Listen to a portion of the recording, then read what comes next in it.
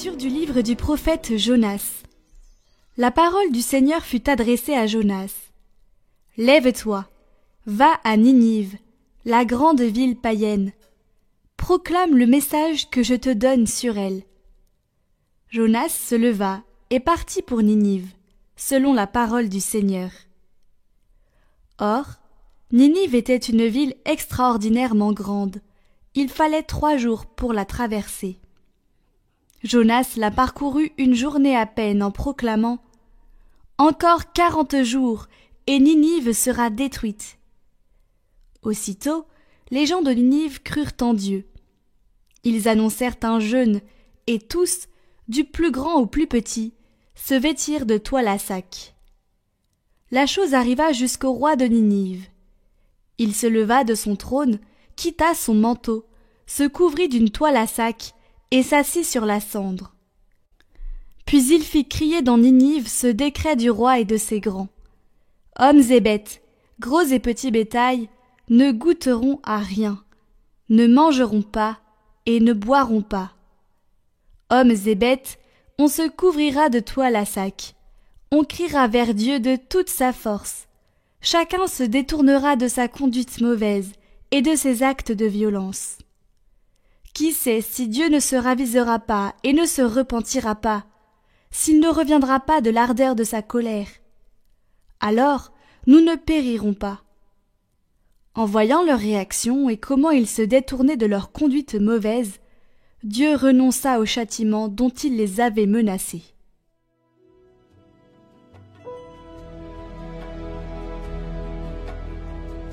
Tu ne repousses pas, ô mon Dieu, un cœur brisé et broyé. Pitié pour moi, mon Dieu, dans ton amour. Selon ta grande miséricorde, efface mon péché. Lave-moi tout entier de ma faute, purifie-moi de mon offense. Crée en moi un cœur pur, ô mon Dieu. Renouvelle et raffermis au fond de moi mon esprit. Ne me chasse pas loin de ta face, ne me reprends pas ton Esprit Saint. Si j'offre un sacrifice, tu n'en veux pas. Tu n'acceptes pas d'holocauste. Le sacrifice qui plaît à Dieu, c'est un esprit brisé. Tu ne repousses pas, ô mon Dieu, un cœur brisé et broyé.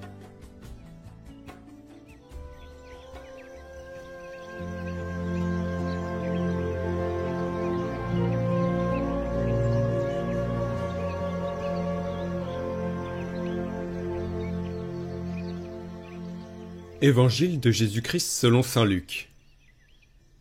En ce temps-là, comme les foules s'amassaient, Jésus se mit à dire : Cette génération est une génération mauvaise. Elle cherche un signe, mais en fait de signe, il ne lui sera donné que le signe de Jonas. Car Jonas a été un signe pour les habitants de Ninive. Il en sera de même avec le Fils de l'homme pour cette génération.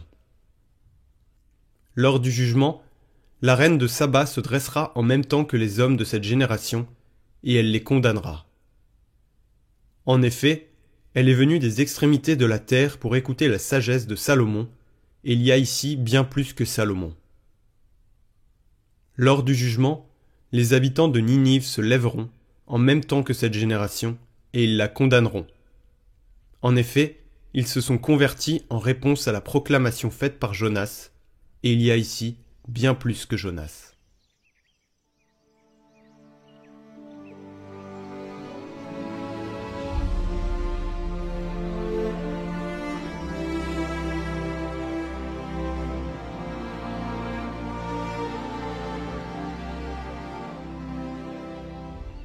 Nous cherchons souvent des signes, des manifestations évidentes de Dieu dans nos vies.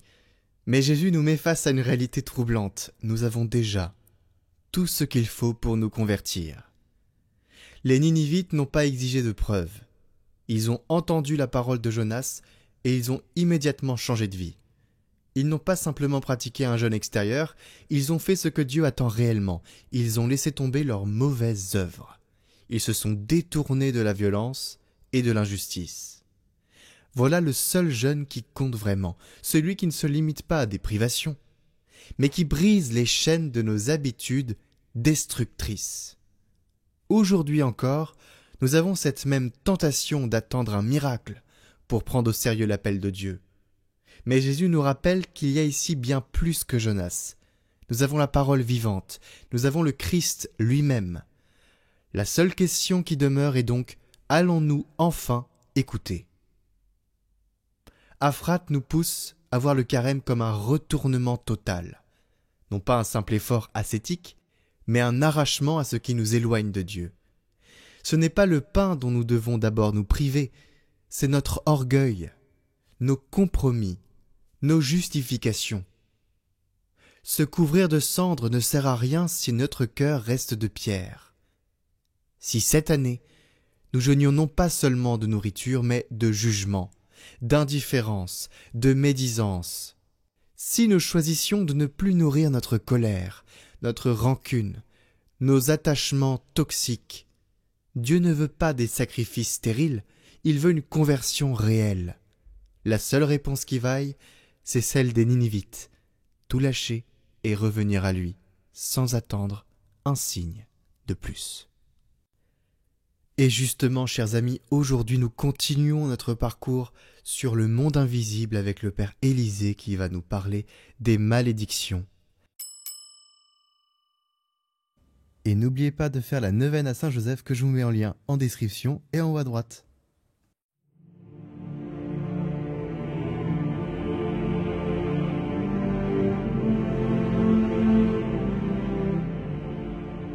Alors, hier, nous vous parlions de la protection contre le mal et contre les attaques. Aujourd'hui, nous sommes là pour vous parler des malédictions et de tout ce qui a trait avec le mal, tout ce qui a trait avec la bénédiction, la parole, etc.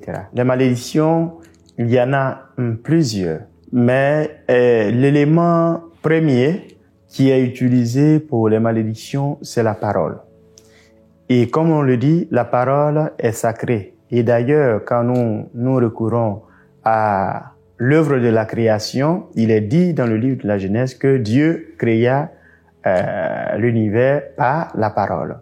Et même le prologue de Saint Jean va encore parler de cette parole en faisant référence au Christ, en disant que au commencement était la parole était Dieu, la parole était auprès de Dieu, etc.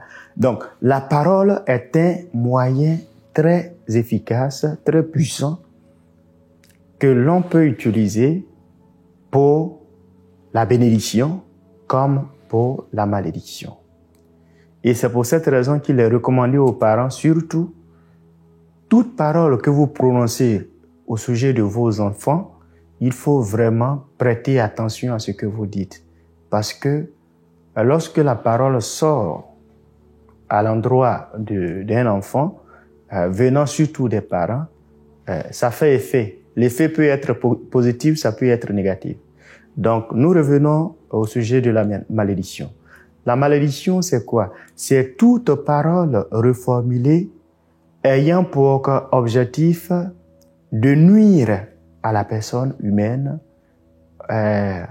en ayant en arrière de ces mots que nous prononçons une pensée négative. Donc, la parole et la pensée viennent se rencontrer pour que la malédiction puisse faire effet.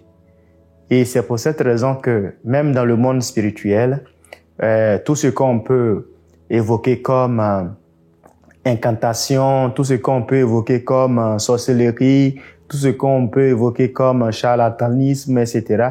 Mais ces personnes n'utilisent pas autre moyen que la parole. C'est par la parole qui est accompagnée de la pensée avec des ondes négatives qui se coordonnent pour faire effet de malédiction. Donc, une parole ayant une intention mauvaise prononcée sur qui que ce soit peut avoir effet. C'est en quelque sorte ce qu'on peut appeler la malédiction. Aussi, il peut y avoir des malédictions dues à des promesses faites dans certaines lignées, comme pour des gens, des clans ou bien des descendances qui avaient des divinités, qui ont fait des promesses à ces divinités, il peut avoir une malédiction si la promesse n'avait pas été respectée par la suite et qu'il n'y a pas eu recours au Christ pour qu'il y ait coupure de lien. Cette malédiction peut se perpétrer sur plusieurs générations. Il en est de ces familles, par exemple, où, peut-être dû à un manque d'enfantement, l'on a fait la promesse à soit une divinité quelconque, ça peut être de l'eau, une source d'eau, ça peut être une montagne, ça peut être une divinité quelconque. Et peut-être dans les débuts, il y a eu gain de cause, mais par la suite, les générations qui ont suivi n'ont pas satisfait à la promesse qui avait été conclue.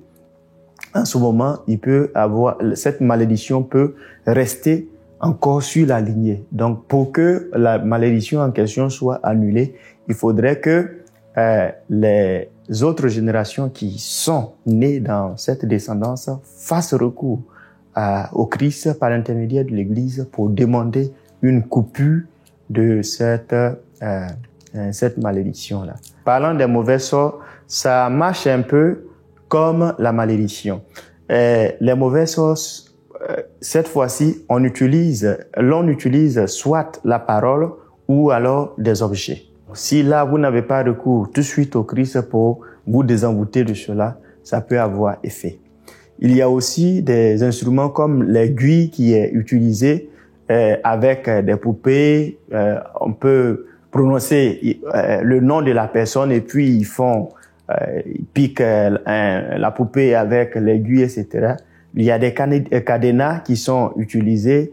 On dit le nom de la personne avec tout le malheur possible que l'on veut contre la personne, et puis après il ferme le cadenas et ça peut être jeté dans la mer, ça peut être jeté dans une tombe, ça peut être jeté dans un cimetière ou n'importe où. Mais l'objectif de ces mauvais sorts, c'est en fait pour bloquer l'épanouissement de la personne humaine, de la personne contre qui ce mauvais sort a été lancé. Donc, bloquer la personne, que ce soit épanouissement humain, épanouissement social, épanouissement professionnel, épanouissement au niveau de la vie matrimoniale, épanouissement au niveau des finances, épanouissement spirituel même. Donc la personne peut être bloquée à telle enseigne que elle ne veut même plus entendre parler de Dieu, ou bien elle ne veut même plus s'approcher même d'une église ou bien chercher à faire une prière quelconque. Donc, ce sont des choses qui sont utilisées pour mettre un frein total au bonheur de la personne humaine ou bien à son épanouissement, à son développement, à son progrès. Ça, c'est la question des mauvais sorts. Face à toutes ces réalités de malédiction, de mauvais sorts, etc., il y a besoin de faire recours à Dieu, d'où la nécessité des bénédictions.